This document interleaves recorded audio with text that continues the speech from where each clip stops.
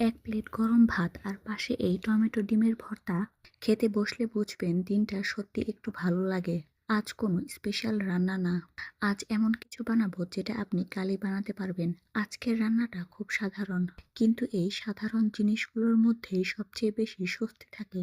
এটা কোনো রেস্টুরেন্টের রেসিপি না, কোনো সাজানো গল্পও না, শহরের একটা বাসার রান্নাঘর। চুলার পাশে দাঁড়িয়ে প্রতিদিনের মতোই রান্না। আজ বানাবো টমেটো আর ডিমের মিক্সড ভর্তা। এই ভর্তা বানাতে গেলে আলাদা কোনো স্কিল লাগে না, যেটা লাগে সেটা হলো সময় নিয়ে ধীরে ধীরে করা। অনেকেই ভাবে ভর্তা মানে কাঁচামরিচ আর পেঁয়াজ মেখেই শেষ, কিন্তু একটু যত্ন নিলে স্বাদটা আলাদা হয়। আজ আমি যেভাবে বানাই ঠিক সেভাবেই দেখাচ্ছি। ভর্তা বানানোর উপকরণ হিসেবে নিয়েছি কাঁচামরিচ কুচি, পেঁয়াজ কুচি, সরিষার তেল, সেদ্ধ ডিম, টমেটো কুচি, ধনেপাতা কুচি, লবণ আর ম্যাজিক মশলা। এটুকুই, এর বাইরে কিছু না। প্রথমে চুলায় কড়াই বসালাম, আগুন মাঝারি আঁচে দিলাম, সরিষার তেল দিলাম। তেল একটু গরম হলে আলাদা একটু গন্ধ আসে, এই গন্ধটাই ভর্তার আসল শুরু। প্রথমে দিলাম পেঁয়াজ কুচি, তার সাথে কাঁচামরিচ কুচি। এখানে তাড়াহুড়ো নেই, পেঁয়াজটা হালকা নরম হবে, রং একটু বদলাবে, এই পর্যন্তই। পেঁয়াজ ভাজা হয়ে গেলে আলাদা করে তুলে রাখলাম। এই স্টেপটা অনেকেই স্কিপ করে, কিন্তু করলে স্বাদ ভালো আসে। এবার একই তেলে দিলাম টমেটো কুচি। টমেটো একটু নরম হবে, পানি ছাড়বে। এখানে ঢাকনা দিয়ে ঢেকে দিয়েছিলাম। শহরের বাসায় এমনই করি, কারণ তেল ছিটে গেলে ঝামেলা হয়। টমেটো নরম হলে চুলা বন্ধ করে দিই। একটা বাটিতে সেদ্ধ ডিম নিলাম, রাতে ভেঙে নিলাম। এর মধ্যে দিলাম ভাজা পেঁয়াজ আর কাঁচামরিচ, তারপর দিলাম ভাজা টমেটো। লবণ দিলাম নিজের মতো করে, একটু ম্যাজিক মশলা, সবশেষে কাঁচা সরিষার তেল। এই তেলটাই পুরো ভর্তাকে একসাথে ধরে রাখে।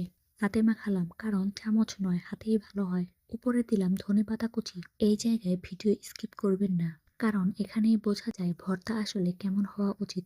এক প্লেট গরম ভাত নিলাম, পাশে এই টমেটো ডিমের ভর্তা। কোনো সাজানো প্লেট না, যেভাবে আমরা প্রতিদিন খাই ঠিক সেভাবেই। এক চামচ ভাত, একটু ভর্তা, এটুকুই। খেতে গিয়ে মনে হয় না কিছু কম আছে, বরং মনে হয় এটাই যথেষ্ট।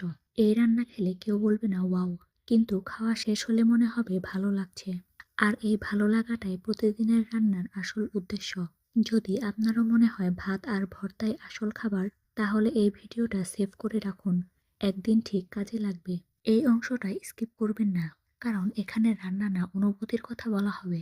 একদম সত্যি, এই খাবারটা খেলে কেউ ছবি তুলতে চায় না, কেউ প্লেট সাজাতে ব্যস্ত হয় না, খেতে বসে শুধু চুপচাপ খাওয়া হয়। এটাই পার্থক্য।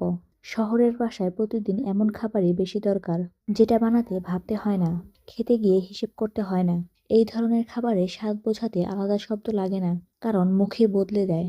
খাওয়ার মাঝখানে হঠাৎ মনে হয় আজকের দিনটা খুব সহজ ছিল না, কিন্তু এই কয়েক মিনিটের জন্য মাথার ভেতরের শব্দগুলো একটু থামে। এই থামাটাই আসল। অনেকে বলে সাধারণ খাবার নাকি বোরিং, কিন্তু সত্যি হলো সাধারণ খাবারেই মানুষ সবচেয়ে বেশিবার ফিরে আসে, কারণ এখানে কোনো চাপ নেই, ঠিকঠাক আছে, এটাই যথেষ্ট। এই খাবারটা খেতে খেতে কারো মনে পড়ে অফিস থেকে ফেরা, কারো মনে পড়ে বাসার দরজা বন্ধ করা, কারো মনে পড়ে আজ আর বাইরে যেতে ইচ্ছে করছে না। এই খাবার কাউকে চমকে দেয় না, কিন্তু কাউকে হতাশও করে না। শহরের রান্নাঘরে এই ধরনের খাবারই সবচেয়ে বেশি টেকে, কারণ এটা বাস্তব, এটা নিয়মিত, এটা বিশ্বাসযোগ্য। খাওয়া শেষে প্লেট ধুয়ে ফেলতে হয়, কোনো ছবি থাকে না, কিন্তু একটা হালকা তৃপ্তি থেকে যায়। এই তৃপ্তিটাই মানুষ খোঁজে। আপনি যদি এখনো ভিডিওটা দেখেন, তাহলে ধরে নিচ্ছি এই স্বাদটা আপনারও চেনা। এই খাবার নিয়ে বেশি কথা বলার দরকার নেই, যারা বোঝে তারা বুঝেই নেয়, আর যারা বোঝে না তাদের বোঝানোর জন্য এই ভিডিও না। যেদিন মাথা ভারী লাগবে, যেদিন কিছু ভালো লাগবে না, এই খাবারটা মনে করে দেখবেন, দিনটা হয়তো খুব ভালো না, কিন্তু একটু সহনীয় হবে।